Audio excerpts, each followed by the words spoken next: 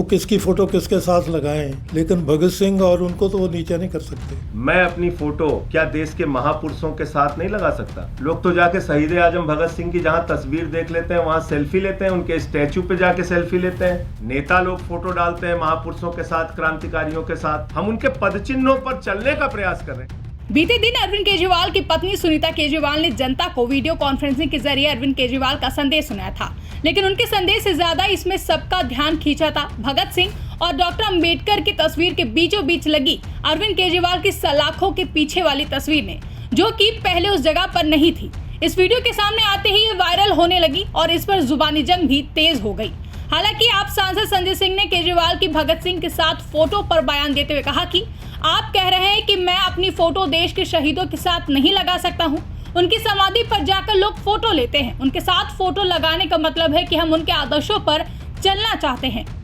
तो वहीं दूसरी तरफ अब इस तस्वीर के मामले पर भगत सिंह के भतीजे प्रोफेसर जगमोहन सिंह ने अपनी प्रतिक्रिया दी है। उन्होंने कहा कि भगत सिंह के आदर्शों को मानता हूं तो लोग उसका भी हिसाब पूछेंगे कि आपने उन आदर्शों में आगे क्या किया। सुनिए उनका पूरा बयान। जो वक़्त है उसमें सब याद आती हैं कि पास्ट में हमने कैसे और किस भारत के लिए आज़ादी लड़ी, और उसमें बाबा साहब अम्बेडकर और भगत सिंह का विजन जो है बहुत क्लियर है। लेकिन आज जो हो रहा है कि आज तुम्हारे लोकतंत्र को ही खतरा बन रहा है कि आप मतलब अपोजिशन को इस वक्त आके मैदान से हटाने की कोशिश करें, तो ये ख़तरनाक हालात है। जिसको भगत सिंह ने ये कहा था कि ऐसा वक्त आ जाता है जब समाज में जो सामाजिक तरक्की है वो रुक जाती है, तो फिर पेशाखड़ी ताकतें जो हैं वो ज़्यादा जोर पकड़ लेती हैं और डर रहता है कि वो समाज को नुकसान न कर दें। लेकिन उस वक्त एक इनकलाबी जज्बे की ज़रूरत होती है। तो इसलिए मतलब आज इनकलाबी जज्बा कहाँ से भी आए, क्योंकि मेरा कोई ख़ास किसी व्यक्ति से नहीं, लेकिन जो आज और ये मुझे याद दिला रहा था कि ब्रिटिश भी यही करता था कि आप अपने लोगों को जो आपके साथ मतलब आपके ख़िलाफ़ आवाज़ उठाते हैं उनकी जायदादें जब्त करनी, उनको जेलों में बगैर किसी कानून के रखना, और ये जो प्रचलन चल रहा है ये मुझे तो वही याद करा रहा है कि मतलब ब्रिटिश राज की तरफ हम बढ़ रहे हैं। तो उसमें जो भी अड़ेगा, इसके ख़िलाफ़ लड़ाई लड़ेगा, मैं तो उसको सल्यूट करूँगा। तो आपको लगता है जब तस्वीर को लेकर काफ़ी विवाद हो रहा है कि केजरीवाल की तस्वीर भगत सिंह जी के साथ लगाई तक? देखिए, मैं समझता हूँ कि ये विषय नहीं है। अच्छा। अब वो किसकी फ़ोटो किसके साथ लगाएं, लेकिन भगत सिंह और उनको तो वो नीचा नहीं कर सकते।